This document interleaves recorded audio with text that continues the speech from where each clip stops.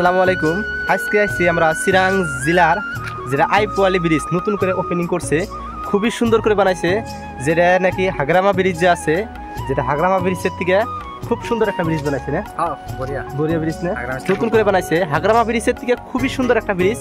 আর আমরা গ্রামে অল্প পরে আর কি আমরা আমু করে ভাবতেছি, ভাবতে আজকে ঈদ আইছে, ওই হিসেবে আজকে ঈদের জন্য আজকে ঘুরবার আইছি। এই আইপোয়ালি ব্রিজটা দেন, নদীটা কত ছোট নদী, কিন্তু ব্রিজটা দিছে বহুত বড়। যারা হয়তো আইপোয়ালি ব্রিজে আসেন না, এখন আসতে ঘুরে যাওয়ার পারে না। আইপোয়ালি ব্রিজটা কিরকম, খুবই মজার ব্রিজ, খুবই মজার ব্রিজ। আইপোয়ালি ব্রিজটা কোন জায়গায় আপনারা চিনবেন না ভালো করে, মানে বেংতল যে আছে চিরাং ডিস্ট্রিক্টে পড়ে। বেংতল থেকে ধরেন 1 থেকে 1.5 কিলোমিটার হবো, মানে আর উত্তরে হালাগে, মানে ভারত ভুটান সীমান্ত পুরো আর কি। মানে ভারত আর ভুটান হয়েছে এই যে সাইডে, এই সাইডে ভুটান, আর দেখেন এই যে নদী যে কাজগুজালি আছে এই জায়গাতে ভুটান আছে আর কি। আর দেখেন ব্রিজটা কত বড় ব্রিজ, খুবই সুন্দর একটা ব্রিজ বানাইছে, নতুন করে বানাইছে। আমরা ছোট্ট থেকে খালি ভাবি মানে করি যে আইপোয়ালি ব্রিজ কবে বানাবো, হঠাৎ এই যে বানায় লাইছে। আর এই যে জায়গাটা কি করে, মানে সব মানুষের পিকনিক খাবার জন্য খুব সুন্দর করে বানায়, মানে খুব সাজায় আর কি না। এই জায়গাটা সাজায় না বিয়াই, এই জায়গাটা খুব সুন্দর করে বানায়। আর এই সাইডে খুব পিকনিক চলে। মোটামুটি আপনারা যদি না আসেন, দর্শক আপনারা আসে এই জায়গায় পিকনিক স্পট বহুত, মানে পিকনিক চলে, আপনারা পিকনিক খাইতে পারবেন, খুব মজার জায়গা। আবার এই যে বড়ই গাছগুলো যে দেখছেন, এই সাইডে বড়ই গাছ আছে বহুত।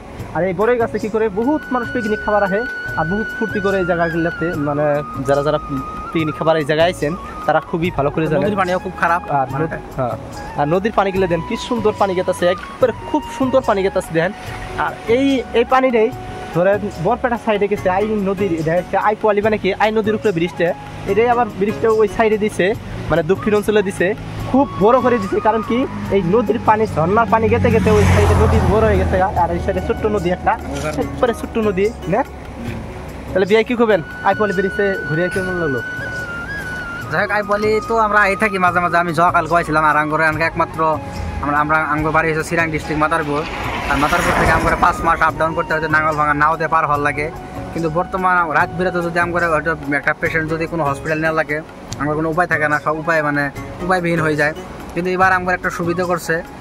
সুবিধাটা হলো আমরা আইপোয়ালি যেটা ব্রিজ, হয়তো অল্প গাড়ির তেল বেশি যাবো, আধা ঘন্টা 1 ঘন্টা সময় বেশি যাবো, কিন্তু আমরা বাড়ির থেকে গাড়ি আপ ডাউন করে আমরা একটা রুগী যদি কিংবা ইমার্জেন্সি পেশেন্ট হয়তো হসপিটাল নেওয়া লাগে, আমরা আইপোয়ালি ব্রিজ দিয়ে বেঙ্গল দিয়ে আমরা সাফা করি বঙ্গাইগাঁও যে জায়গায় যাই হসপিটাল, আমরা সব জায়গায় নিতে পারবো আর কি। তো আমার জন্য একটা সুসংবাদ, কিন্তু আমার আইপোয়ালির জন্য অনেক সুবিধা হয়েছে।